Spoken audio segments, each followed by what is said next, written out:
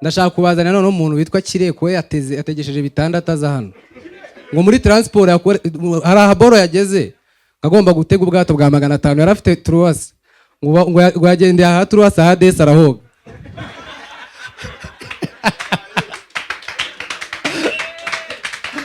Ladies and gentlemen, put your hands together for Kireko.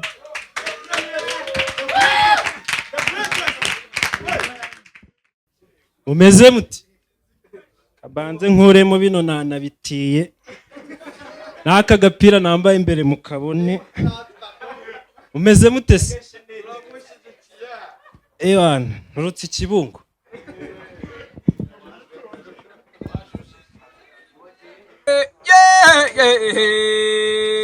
kandi burya ryahiriye barigende batarigende bahindura DJ rekeraho ntabwo nzi kuvuga amazina y'inka ahubwo nkora ibintu by'ibisigo. Nishimiye kubona Rumaga hano. Hari n'undi mukobwa nabonye Karine naye ndi umusaza w'umusizi usanganira musanze bagasangira ibyo basanze nta busaba. Iwacu Kibungo ndi mu bantu basirimutse byatari. Ewana ndi mu bantu barenze cyane. Rero hari abajama twarangizanyije kwiga n'ingofero nibagede murebe uko iwacu bogosha nuko. Twarangije kwiga baza kundeba ngo turebe ikintu twakora. Noneho tujya kuri internet gushaka amahirwe ahari ngaba ariho tureba ko twakura projet y'ikintu twakora. Ewana tugifungura YouTube twahise dusangaho filime yitwa Mugisha na Rusine.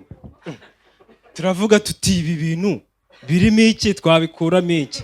Iyo filime twarayirebye turayitegereza ariko tuza gusanga harimo projet nziza. Turavuga tuti reka tujye dukora amakava y'ino filime yabo.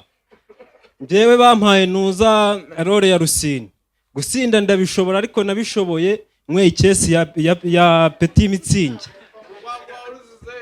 Aya ntarwo. No twageze ku kintu bitumu. Ewana nahise ndukamibe n'ibikonoshwa byazo. Maze iminsi nkori ikintu bita ubushakashatsi. Nibaza impamvu bano bantu batanga ibintu bya MTN na Tigo tubita ba agent, ariko bano bantu bakora mu nzego z'ubutasi tukabita ba agent. Abo bantu batandukanira he ubusanzwe? Ni nk'ikintu kigezweho muri iyi minsi bita Miss Rwanda. Nayo nakoze ubushakashatsi cyane cyane ku ntara y'Amajyaruguru. Iriya ntara bavuga yuko ariyo ntara ifite amakamba makeya kandi nayo nasanze abayafite bariyamamaje bavuye mu tundi duce bajyayo. Ubushakashatsi nabuhereye hano mu karere ka Gicumbi. Hari umusozi bita Rutare. Usanga umwana w'umukobwa w'imyaka 8 aba yikorera ifumbire ayivaniye hejuru ayijyana hasi mu gishanga akazamura ibijumba. Tayari uburebure ndeshyi bayapfuye nta yaba gifite kubera iyo mizigo. Nagiye Burera hari ahantu bita ngo za Kinyababa na za hehe haba urugezi, igishanga cy'urugezi. Hari umwana w'imyaka 8 aba yambara bote akajya guca ibikangaga. Wowe ibyo bintu ntajya amenya igihe byabereye.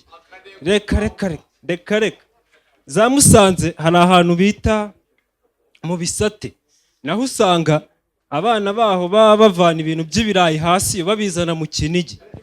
Icyo gihe nawe ikintu bita uburebure kiragenda kigapfa noye wahetama ibitugu bikamera nka bya birayi bya Kinigi by'iwabo iyo ngiye.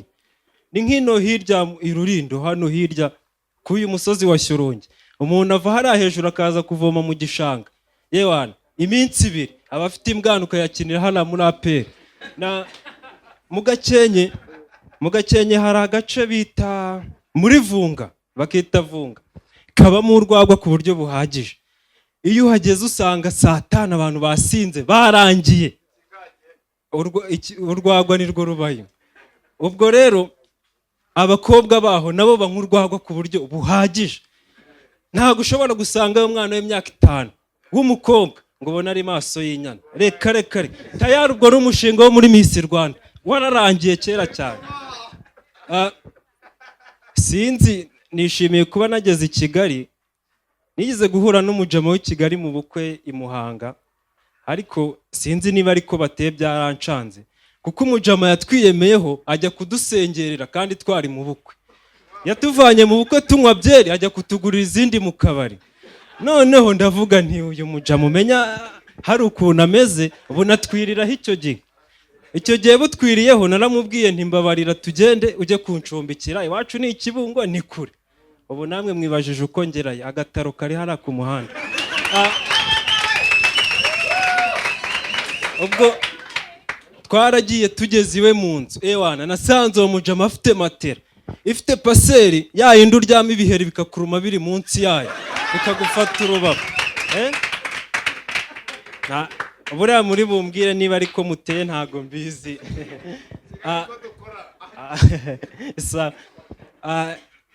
Iwacu haracyari ibintu gakondo cyane kuko ni mu cyaro. Mubanze mu amashyi mfite umusheridi.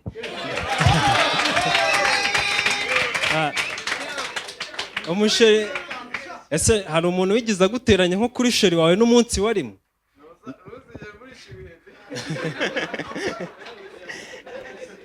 Njyewe umujama aherutse kuba inkora w'inshuti yanjye. Umujama w'inshuti yanjye aherutse kunteranya nawe. Yaragiye aramubwira ngo ndi indaya, ngo mfite abakobwa ngo bangana na modire ya medecine. Njyewe modire ntago nzi ukuntu ingana. Noneho aho birengeye ni n'umukanishi uwo mukobwa akora ari mu Gasyata.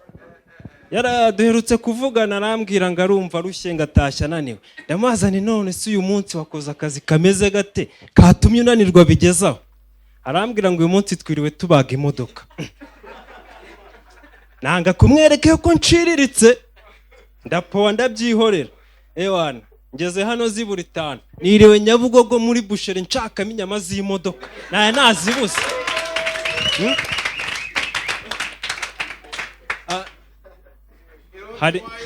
Nazibuze. Hari ibintu rega nsoma mu binyamakuru nkabona umuntu yakoze ubukwe nyuma y'amezi 3 ngo yabyaye bikancanga, ariko natwe inka yacu biherutse kuyibaho. Twarayibangurije irafata ntitwabimenye, no tujyo yabaye ingumba nka nyuma y'amezi 3 tuyiretse tubona irabyaye.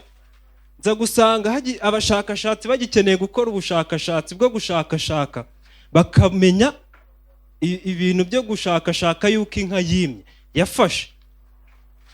Tuvuge tukagenda kuri farumasi ukagura igipimo ukakizana ikanyaraho ugahita ubona yuko yafashe.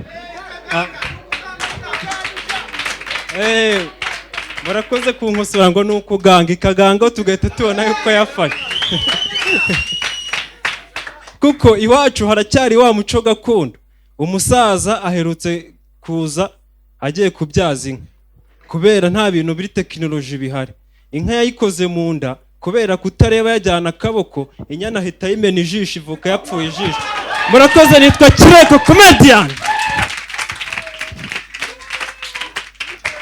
Umwongera amashyi ngo kabyara umutipe yagize ibibazo. Kireko niwe umuntu wageze i Kigali bwa mbere ahita homba. Ngo yageze i Kigali ngo icyayi kijana ahantu nyine mu kabotike. Ikintu cyamubabaje yavuye Nyabugogo agera hano amaze kunyarira 500.